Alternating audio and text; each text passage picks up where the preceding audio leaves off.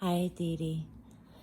Tonight's story is Beatrix Potter from the Complete Tales, and the story is The Tale of Squirrel Nutkin, written in 1903.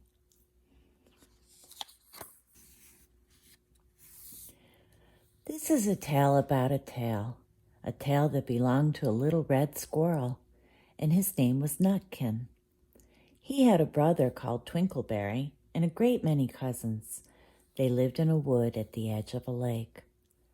In the middle of the lake there's an island covered with trees and nut bushes, and amongst those trees stands a hollow oak tree, which is the house of an owl who is called Old Brown.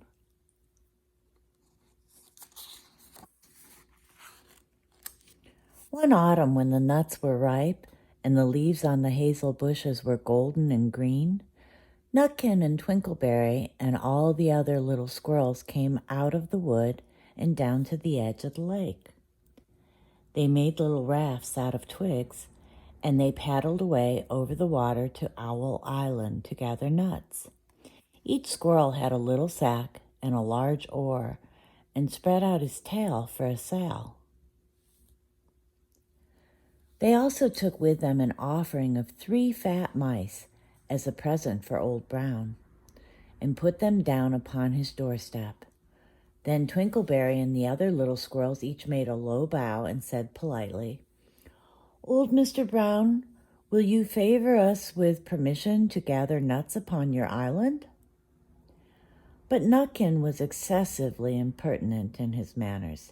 He bobbed up and down like a little red cherry, singing, riddle me, rot-ta-ta-tote, a little wee man in a red, red coat, a staff in his hand and a stone in his throat.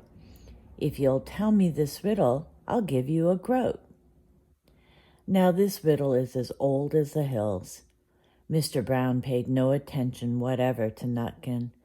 He shut his eyes obstinately and went to sleep.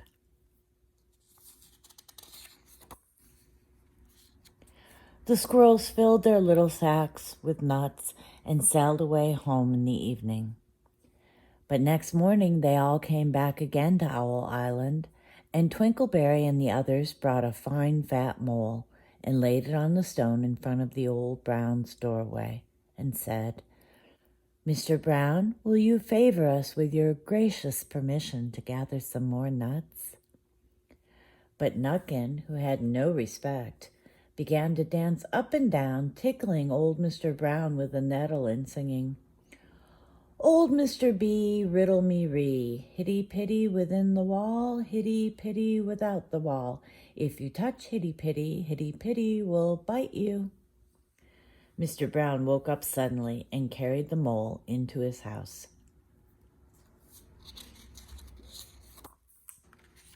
He shut the door in Nutkin's face.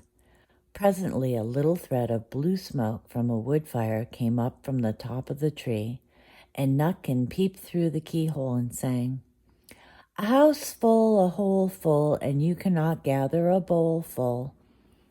The squirrels searched for nuts all over the island and filled their little sacks. But Nutkin gathered oak apples, yellow and scarlet, and sat upon a beech stump playing marbles and watching the door of old Mr. Brown. On the 3rd day, the squirrels got up very early and went fishing. They caught 7 fat minnows as a present for Old Brown. They paddled over the lake and landed under a crooked chestnut tree on Owl Island. Twinkleberry and 6 other little squirrels each carried a fat minnow, but Nutkin, who had no nice manners, brought no present at all. He ran in front, singing, "The man in the wilderness said to me, 'How many strawberries grow in the sea?' I answered him as I thought good, 'As many red herrings as grow in the wood.'" But old Mr. Brown took no interest in riddles, not even when the answer was provided for him.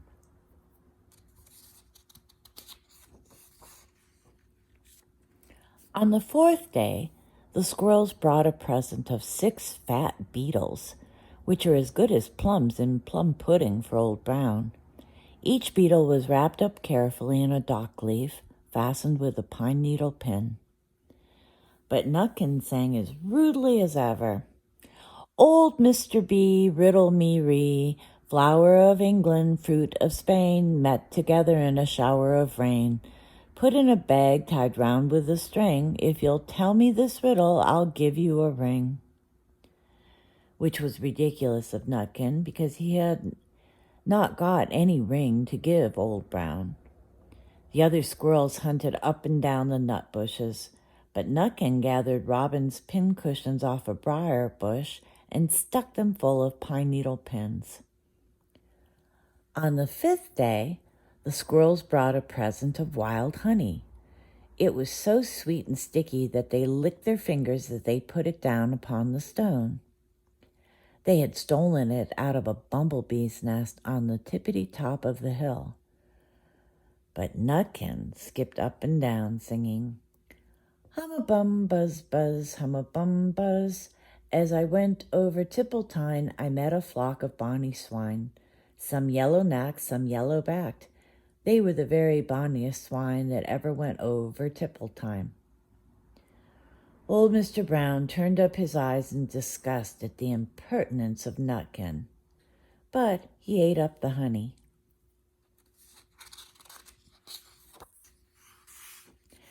The squirrels filled their little sacks with nuts, but Nutkin sat upon a big flat rock and played 9 pins with a crab apple and green fir cones. On the 6th day, which was Saturday, the squirrels came again for the last time. They brought a new-laid egg in a little rush basket as a last parting present for Old Brown. But Nutkin ran in front, laughing and shouting.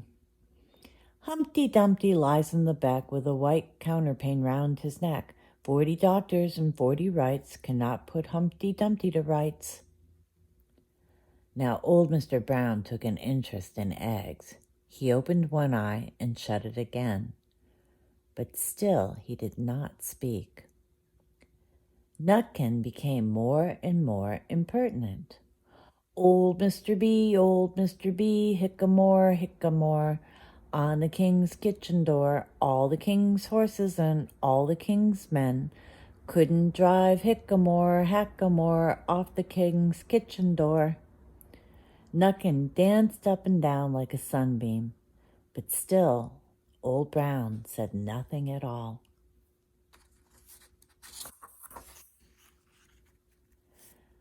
Nutkin began again.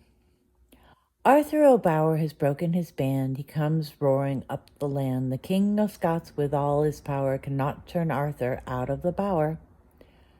Nutkin made a whirring noise to sound like the wind, and he took a running jump right onto the head of Old Brown.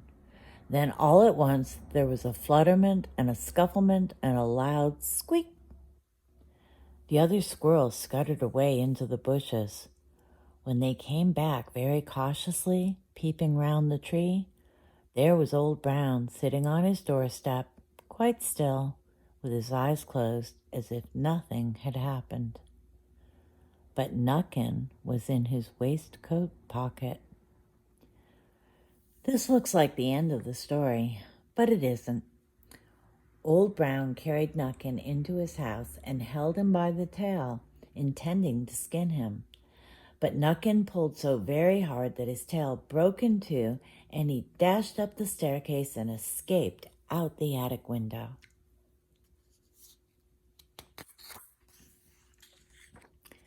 And to this day, if you meet Nutkin up a tree and ask him a riddle, he will throw sticks at you and stamp his feet and scold and shout, "Cook-a-cook-a-cook-a-cook-a-cook." That's the end of that story, Aditi. Sweet dreams, honey. I love you.